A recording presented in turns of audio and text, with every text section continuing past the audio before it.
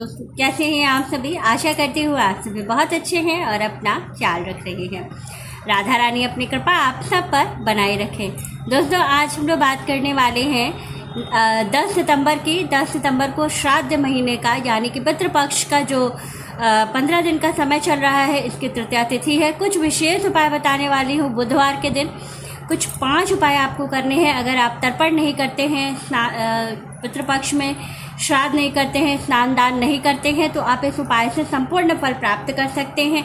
और अगर आपकी कुंडली में पितृदोष है या जैसे कि पितृ आपके नाराज़ है, जिसकी वजह से आपके जीवन में तरक्की नहीं हो रही है, तो बहुत ही छोटे छोटे उपाय बताने वाली हूँ। 5 विशेष उपाय बताऊँगी शिव जी के मंदिर में जाके करने के लिए, जिसको करने से आपको बहुत लाभ होगा। और जो उपाय बताने वाली हूँ ये गुरु जी पंडित प्रदीप मिश्रा जी ने अपनी वीडियो में बताया है। साथ ही जो ये उपाय है ये विशेष रूप से आपको बताऊंगी कि ये शिव महापुराण में वर्णित है। इसका वर्णन पूर्ण रूप से जो है वो आपको शिव महापुराण में मिल जाता है। और दूसरी चीज़ है, जो ये उपाय है इसको करने से आपको पूरा पितृपक्ष में तर्पण, श्राद्ध, स्नान दान जो भी चीज़ें की जाती हैं संपूर्ण फल मिलता है। क्योंकि वैसे भी आपने देखा होगा कि शिव जी को जो है कालकूट का पान करने वाले महादेव कहा जाता है। महादेव जी काल को हरने वाले देवता कहे जाते हैं।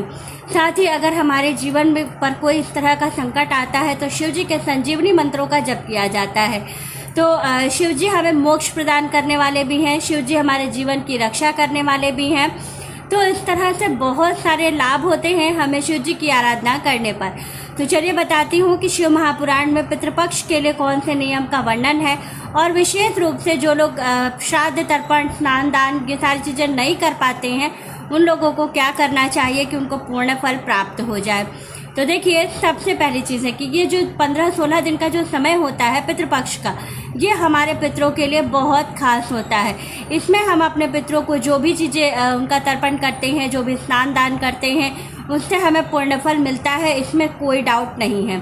क्योंकि ये शास्त्रों में वर्णित है कि पितरों को तृप्त करने के लिए इसीलिए व्यक्ति जो है वो संतान की प्राप्ति करता है, जो है पुत्र संतान की प्राप्ति की जाती है कि पुत्र के द्वारा जो हमें हमारे मरने के बाद जब हमारा श्राद्ध और तर्पण किया जाता है तो हमें मोक्ष मिलता है। लेकिन अगर जो है ऐसी स्थिति में अगर मान लीजिए कि नहीं कोई करता है, श्राद्ध और तर्पण नहीं कर पाता है, आजकल क्योंकि न्यूक्लियर फैमिली है, आधुनिक समय है, तो बहुत से लोग जो है जानते भी नहीं हैं कि श्राद्ध और तर्पण कैसे किया जाता है, क्या नियम होते हैं। तो वो लोग कहते हैं कि हम जो पूजा पाठ करते हैं वही बहुत है। तो आपको पूजा पाठ में बहुत छोटा छोटा उपाय करना है, जिससे कि आपके पितरों को आपका तर्पण, श्राद्ध और सारी चीज़ें आपके द्वारा की हुई आपके पितरों को मिल जाती हैं। तो बहुत ही छोटे छोटे उपाय बता रही हूँ, बहुत ध्यान से समझिएगा कि क्या करना चाहिए और किन बातों का विशेष रूप से आपको ध्यान रखना चाहिए, जिससे कि आपको पूर्ण फल की प्राप्ति हो जाए। तो चलिए वीडियो शुरू कर लेते हैं और अच्छे से आप लोगों को समझा देती हूँ क्या करना चाहिए, किन किन बातों का विशेष रूप से आपको ध्यान रखना चाहिए। पितृपक्ष में कौन कौन से नियम होते हैं जो हमें ज़रूर करने चाहिए। देखिए, अगर आप श्राद्ध और तर्पण नहीं करते हैं, जो है नहीं कर सकते हैं या नहीं करते हैं या आपके यहाँ नहीं होता है, नो डाउट इसमें कोई ऐसा वो नहीं है कि मतलब जो मैं कह रही हूँ वो आपको करना ही है, ऐसा कुछ नहीं है। बस ये है कि शिव जी की आराधना तो सभी करते हैं। तो मान लीजिए कि आपके यहाँ श्राद्ध और तर्पण नहीं किया जाता है और स्नान दान का विशेष महत्व नहीं है पितृपक्ष में, तो कोई परेशानी वाली बात नहीं है। कोई ऐसा ज़रूरी नहीं है कि आपको करना ही है, लेकिन करते हैं तो इसका फल आपको ज़रूर मिलता है। लेकिन जो लोग नहीं करते हैं उसका दुष्प्रभाव उनके जीवन पर जरूर पड़ता है। क्यों पड़ता है? क्योंकि देखिए, जो लोग चले गए वो अब हमारे पूर्वज है, वो हमारे पितृ बन गए, वो देवता समान हो गए।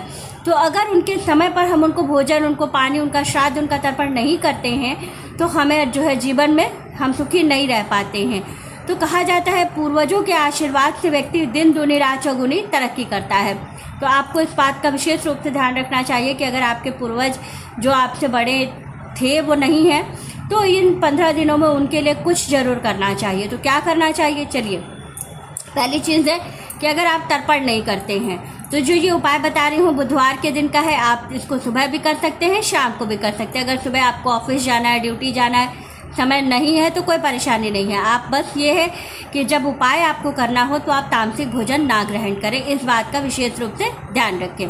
दूसरी चीज़, सबसे महत्वपूर्ण बात करना क्या है, सुबह सवेरे आप स्नान कीजिए। स्नान करके शिव जी की विशेष रूप से आराधना करके कुछ मंत्रों का जप करके आप चले जाइए अपने काम पर। शाम के समय आपको क्या करना है, 1 लोटा जल लेना है स्टील का, क्योंकि जब हम पितृदोष के लिए या अपने जीवन में तरक्की के लिए या पितृपक्ष से संबंधित अगर हम जल को समर्पित कर रहे हैं तो हमारे पास स्टील का लोटा होना चाहिए। वैसे शिव जी को तांबे के लोटे से जल चढ़ाया जाता है, ठीक है। तो आपको क्या करना है, एक स्टील का लोटा लीजिए, लोटे के अंदर थोड़ी सी काली तिल डालिए और काले तिल के साथ 1 दाना चावल, सफ़ेद चावल 1 दाना, 1 जो है सफ़ेद पुष्प, इतना डाल लीजिए और डाल करके शिव जी के मंदिर चले जाइए। कौन से मंत्र का जप करेंगे आप शिव जी को जल चढ़ाते समय, तो शिव जी का जो सबसे चमत्कारी मंत्र है नमः शिवाय।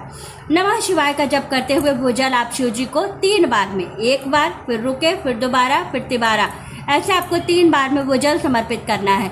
फिर 1 लोटा शुद्ध जल आप लेकर के जाइए, फिर शुद्ध जल से बाबा को फिर से स्नान कराइए, उनको पूरा जो आपने तिल चढ़ाया है वो अच्छी तरीके से साफ हो जाए। मैं तिल क्यों कहती हूँ पितृदोष से मुक्ति के लिए, क्योंकि तिल जो है वो काला होता है और दूसरी चीज़ है कि तिल जो है मोक्ष प्राप्ति का साधन है। तो इसलिए हम लोग शिव जी की किसी भी पूजा में जो है काली तिल को बड़ा महत्व देते हैं, इसीलिए दिया जाता है क्योंकि शिव जी जो है वो मोक्ष के दाता है। दूसरी चीज़ है कि काली तिल वैसे ही मोक्ष प्राप्ति के लिए महत्वपूर्ण है, तो इसलिए काली तिल को विशेष महत्व दिया जाता है पितृपक्ष में।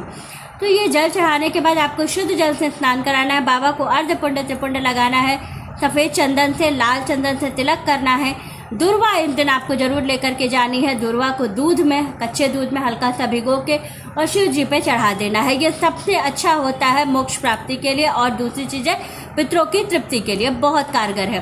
सफ़ेद माला अपने पूर्वजों के लिए आप भगवान से प्रार्थना कर सकते हैं कि भगवान हमारे पूर्वज जहाँ भी हैं उनको आप हमेशा उनको अपने चरणों में स्थान दीजिए। उनसे प्रार्थना करते हुए उनको सफ़ेद पुष्प समर्पित कीजिए और पुष्प समर्पित करने के बाद विशेष रूप से आपको क्या करना है, जब आपने पुष्प समर्पित किया 1 दाना चावल फिर आप लीजिएगा और शिव जी को समर्पित कर दीजिएगा।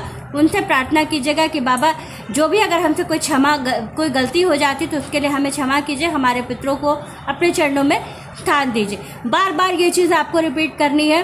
क्यों करनी है कि जब आपके पितृ प्रसन्न होंगे, वो मोक्ष पा जाएंगे तो आपका जीवन सुखमय हो जाएगा। इस बात का विशेष रूप से आप ज़रूर ध्यान रखें, तो ज़रूर करें, बहुत कारगर है।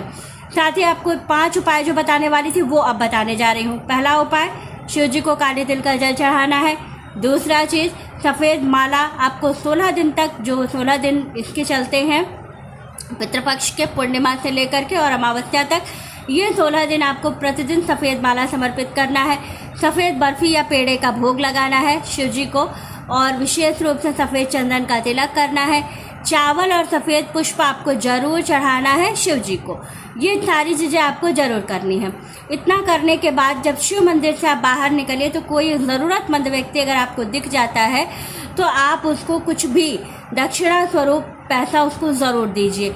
या तो आप कपड़े का दान, खाने का दान, कुछ भी आप कर सकते हैं जो आपकी यथाशक्ति हो। नहीं तो 1 रुपये, 2 रुपये, 10 रुपये का जो सिक्का आपके पास हो वो सिक्का उनको दे दीजिए। इतना करते हुए आप अपने घर वापस आ जाइएगा और घर आकर के पहले हाथ पैर धुल करके और फिर आप अपने घर में प्रवेश करिए और पूजा करिए। आपको बहुत लाभ होगा क्योंकि आपने पितरों से संबंधित ये पूजा की थी, तो इसलिए बोल रहे हैं। वैसे बहुत से लोग अभी इस पर कमेंट करेंगे कि मंदिर से आने के बाद तो पैर हाथ नहीं धुलना चाहिए, लेकिन ये पितरों से संबंधित पूजा थी तो आपको घर आकर के हाथ पैर ज़रूर धुलना चाहिए। और जब पितरों से संबंधित पूजा की जाती है या तर्पण किया जाता है तो तर्पण करने के बाद भी हाथ पैर ज़रूर धुला जाता है। तो इस बात का विशेष रूप से ज़रूर ध्यान रखें। ये चीज़ें जो बता रही हूँ ये शास्त्रों में वर्णित है, ये शिव महापुराण में वर्णित है कि जो मैंने आपको बताया ये उपाय करने से आपके पितृ बहुत जल्दी तृप्त होते हैं और बहुत जल्दी आपकी कामनाओं की पूर्ति होती है। आप जीवन में बहुत तरक्की करने लगते हैं। तो बहुत ही अचूक और बहुत ही कारगर उपाय बताया है, ज़रूर करें, इसका लाभ आपको ज़रूर होगा। तो वीडियो अच्छी लगे, जानकारी अच्छी लगे तो वीडियो को लाइक, शेयर और सब्सक्राइब ज़रूर कीजिएगा। राधे राधे दोस्तों।